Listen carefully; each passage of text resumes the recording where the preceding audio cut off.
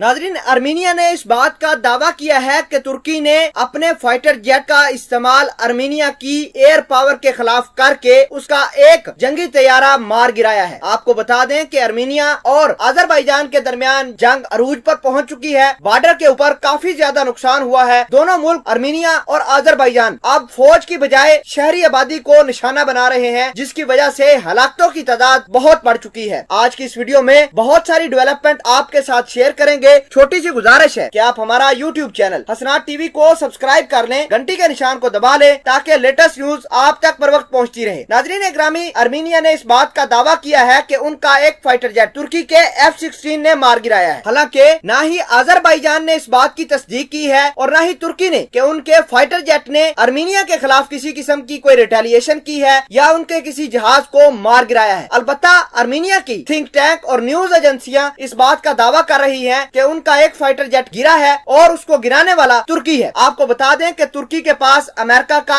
F-35, F-16 और Russia का S-400 missile system मौजूद है। हो सकता है कि तुर्की ने ये बड़ा काम और बड़ी कार्रवाई आर्मीनिया के खिलाफ की हो। नाजरीन ग्रामी, अभी तक जंग जो है वो कराबाग के बॉर्डर के ऊपर जारी है। कराबाग वो जगह है जो सल्तनत उस्मानिया के अंडर रही है और अजरबैजान के इन्फ्लुएंस में रही है, लेकिन 1994 में आर्मीनिया ने रशिया के साथ मिलकर और दीगर ईसाई मुल्कों के साथ मिलकर अजरबैजान की फौज के खिलाफ जंग की। उस जंग के अंदर अजरबैजान को शिकस्त हुई और ये इलाका कराबाग का आर्मीनिया के पास चला गया। कराबाग का वो इलाका है जिसकी वजह से तुर्की और अजरबैजान की आपस में जमीनी रास्ता मिलता था, यानी सरहद बनती थी। लेकिन जैसे ही आर्मीनिया ने कराबाग के ऊपर कब्जा किया, ये सारा का सारा मामला खत्म हुआ और तुर्की और अजरबैजान के दरमियान जमीनी रास्ता मुनक़ता हो गया। आपको बता दें कि पहले ही तुर्की ने इस बात का ऐलान किया था कि 5000 फौजी अजरबैजान के अंदर अजरबैजान की सपोर्ट के लिए भेज दिए जाएंगे। इसके अलावा फाइटर जेट भी तुर्की ने अजरबैजान की मदद करने के लिए भेज दिए हैं और हो सकता है कि तुर्की के उन्हीं फाइटर जेटों ने आर्मीनिया के ऊपर एयर स्ट्राइक करके उनके